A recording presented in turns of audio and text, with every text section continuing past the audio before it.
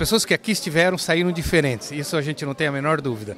Então a gente está muito feliz, o CAU de Santa Catarina, em propiciar, né, esse debate, essa oportunidade para discutir arquitetura, discutir cidade, discutir um futuro melhor, né, para todo mundo. Eu acho que a gente tem que começar a não ter medo, mas de olhar para frente, né? A gente tem que olhar realmente para o futuro e tentar fazer uma coisa concreta agora, nesse momento. Existe uma forma de ver que sempre é médio a longo prazo. E isso eu acho que a gente não tem mais esse tempo.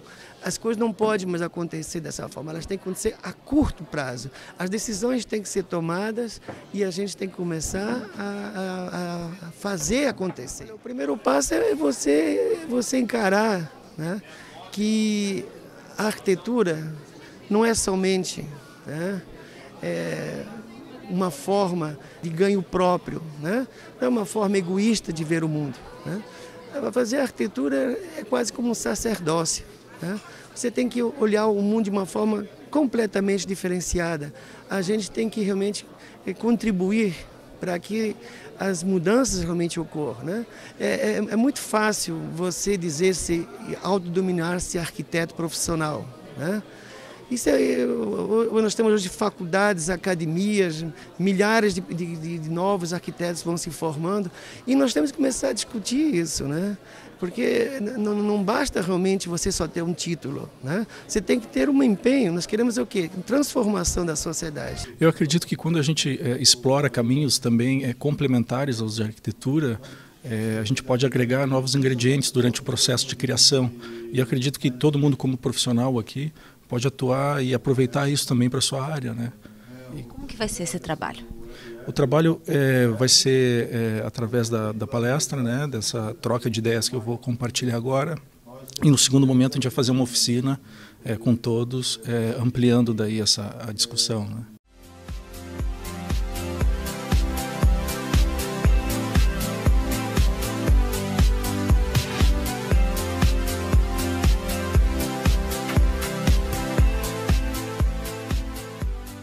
O que me deixa alegre é justamente motivar essa garotada que está estudando, mostrar que a arquitetura não é aquilo só que a maioria das pessoas pensa que é fazer casinha, tal.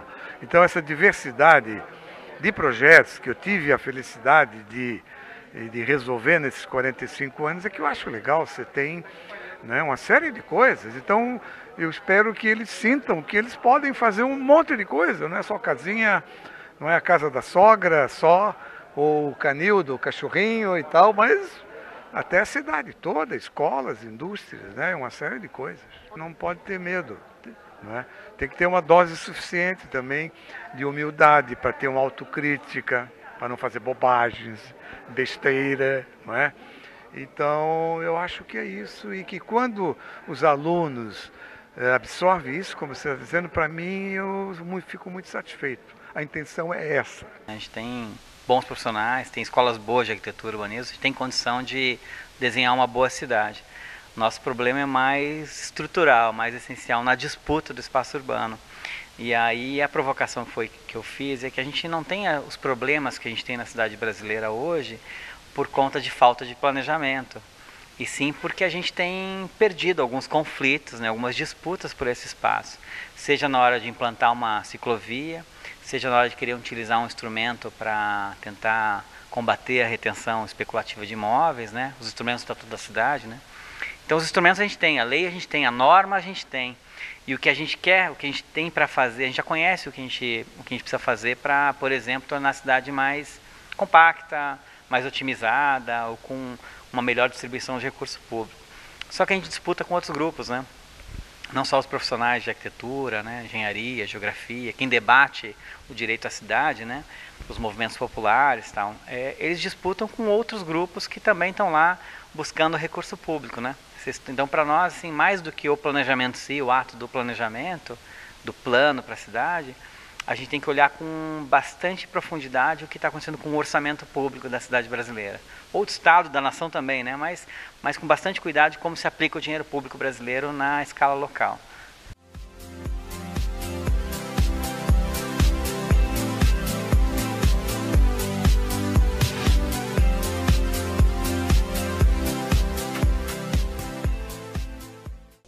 o foco do escritório e do meu trabalho é justamente o entendimento sobre a cidade e como isso é relacionado com a vida das pessoas e como um melhor desenho urbano pode afetar a qualidade de vida e a desigualdade social, a distribuição de renda, enfim, toda a dinâmica urbana. Agora a gente já fez 9 anos de escritório, já passou pela questão da mobilidade, está ampliando o escopo e conseguindo discutir cidades de maneira mais abrangente, passando pelo plano de diretor, pelo plano de gestão, pelo plano de saneamento, pelo plano de habitação, pelo plano de mobilidade.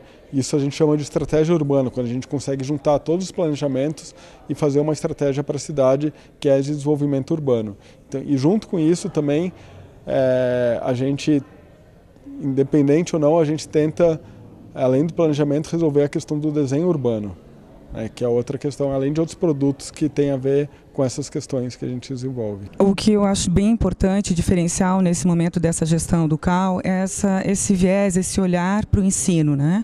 O CAU está com bastante conselheiros que estão vinculados às instituições de ensino, são coordenadores, vivenciam esse espaço, né, essa área, e a gente acredita muito que é por aí que a gente consegue gerar as transformações, né? É desde a linha do ensino, da formação lá na base, para gerar realmente esse arquiteto, né, do século XXI que a gente precisa, né? Então eu acho que essa é a grande riqueza, e principalmente agora com esse congresso itinerante, é passar por todas essas cidades e ouvir quais as necessidades, as características de cada região, né?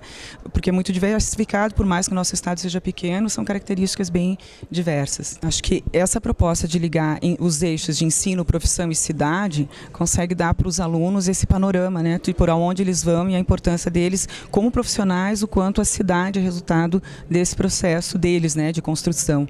Então é esses os profissionais. Então eu acho que o congresso ele consegue pegar esses 3 eixos, né, com palestrantes fantásticos, e para os alunos estar aqui vivenciando com profissionais que estão atuando, né, discutindo a cidade, com olhares de diversos outros, né, cidades, experiências, né, internacionais que a gente tem dos palestrantes também. Acho que isso é muito rico para os alunos, né? Essa é a chamada que a gente estava, né, pedindo para eles: venham, aproveite, né? A gente está em casa recebendo todo esse pessoal com essa categoria, né, com esse gabarito.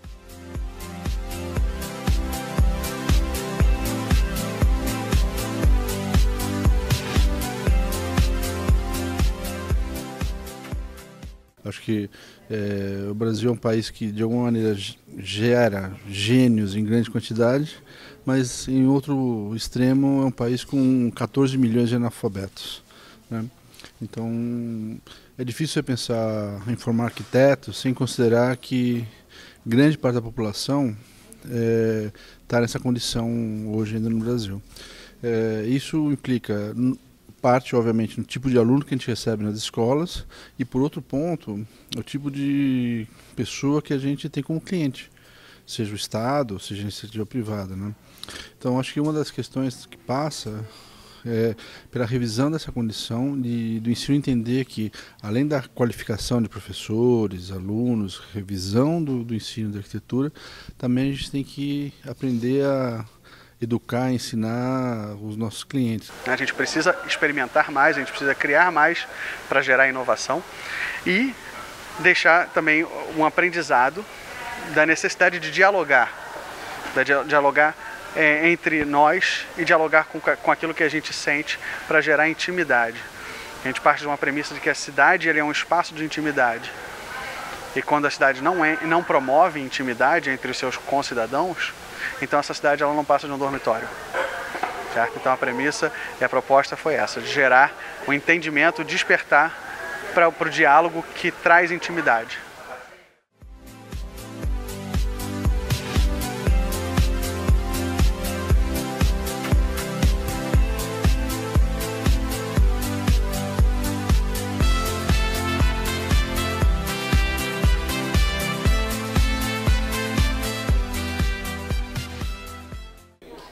Acho que é uma experiência inédita, falando em CAU, nos vários estados. Ela, inclusive, deveria ser exportada para os outros CAUs, porque ela regionaliza a discussão e junta arquitetos, professores de arquitetura, estudantes, escolas, para construir a agenda do CAU 2017. Então, a gente vai ter, né, o CAU Santa Catarina vai ter uma agenda construída a várias mãos, e eu acho que isso é importantíssimo numa entidade como a nossa. A mensagem foi que cabe aos jovens conduzir, é um desafio, essas mudanças que são necessárias nos nossos currículos de arquitetura. Os nossos currículos são delineados para um arquiteto do século passado, e os desafios do século XXI não são observados nos currículos de arquitetura. Então, a missão é essa, a mudança desse currículo desatualizado.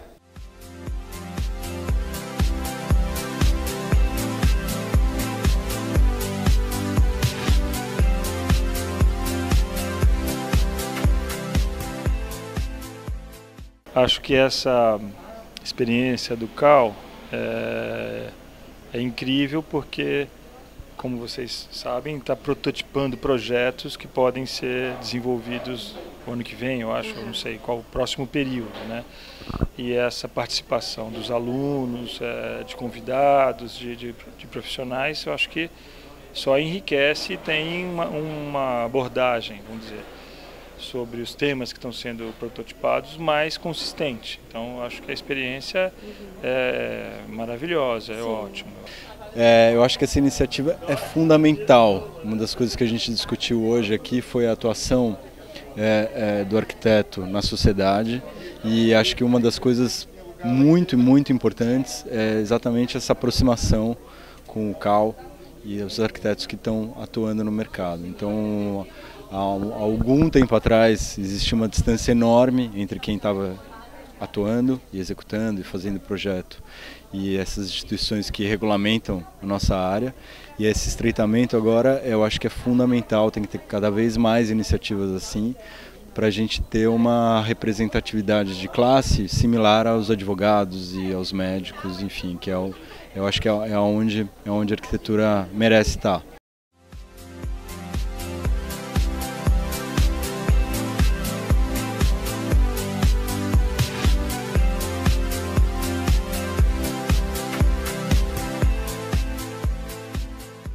Nossa, tá incrível. Até acho que se soubesse teria trazido os alunos quase à força.